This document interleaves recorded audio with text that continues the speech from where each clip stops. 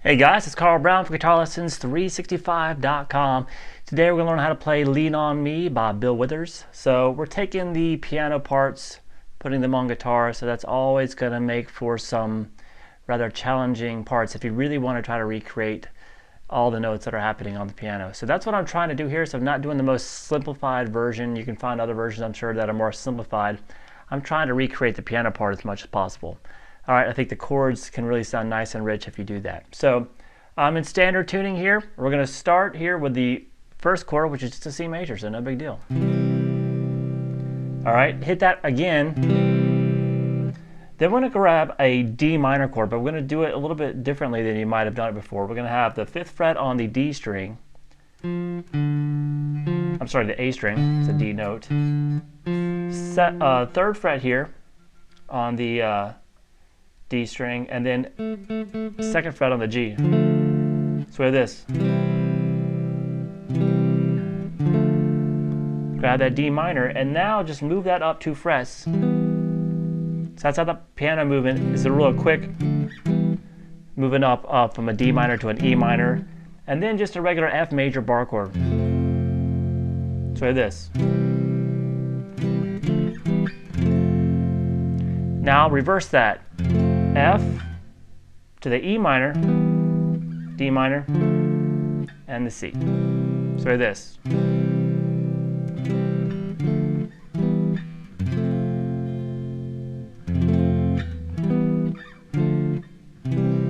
All right, then back up. Now instead of going to the F here, we're going to go to this. All right, which is a G6 chord.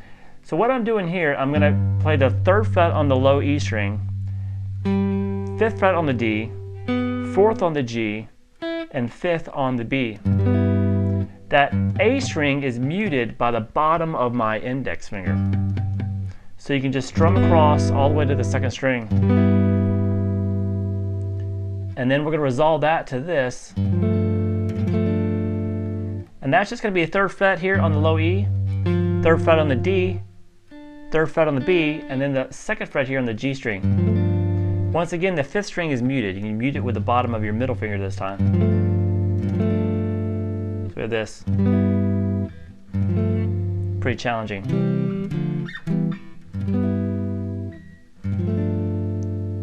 And then start over again.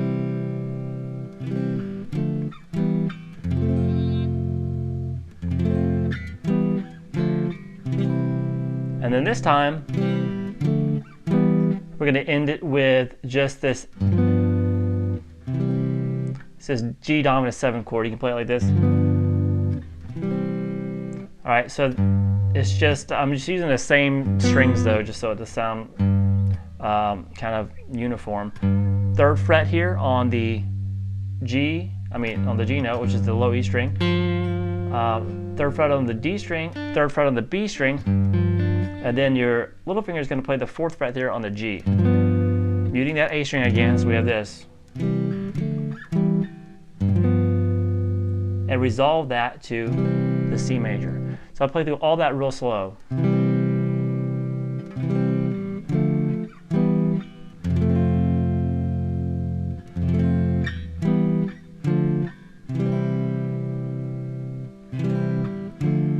First ending.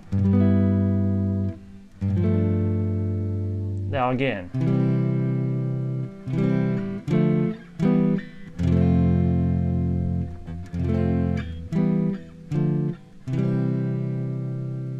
Second ending.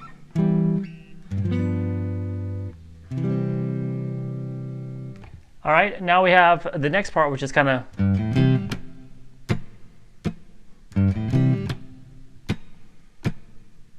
so he just kind of does that, this bass line.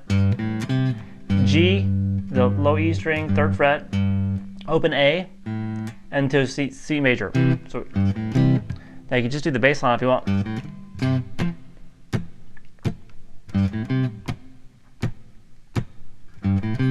Or you can just, I like to hit the C chord on the last note. All right, so after he does that for a while, then he has this. All right, so we have that bass line that goes up from the open E, then first fret, then the G. Then you can end this with two different ways. You can end it like we did the main progression, which sounds nice, and then on the recording there's also kind of this type of sound where you have a F major with C in the bass, which is just that same F chord, but just with a C, down to a C major chord.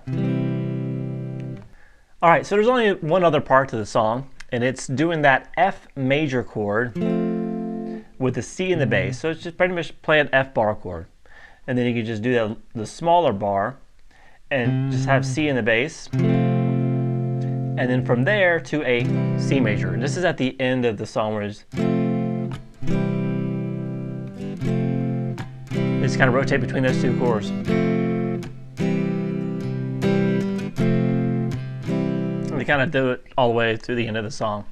So that's about it. It's you know, this is not the most simple arrangement of it. I just wanted to make it sound as nice as possible. So hopefully you enjoyed it. I'll see you again soon for GuitarLessons365.com. Bye-bye.